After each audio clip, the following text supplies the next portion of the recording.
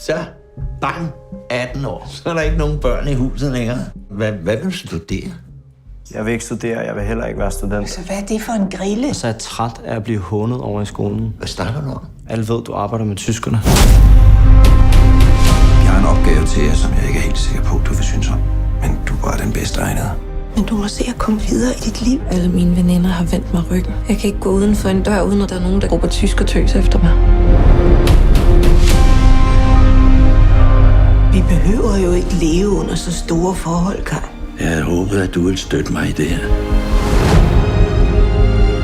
Der er en panserdivision på vej fra Norge. Rigtig frontsvin. Vi hælder bare benzin på bålet.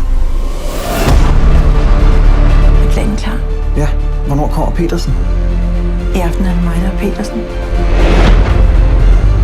Kan du få kontakt til Axel? Nu kan Gestapo efter ham. Jeg kender nogen, som måske kan give ham besked. Du har bygget den virksomhed op for det rene ingenting. Nu må du ikke ryste på hånden.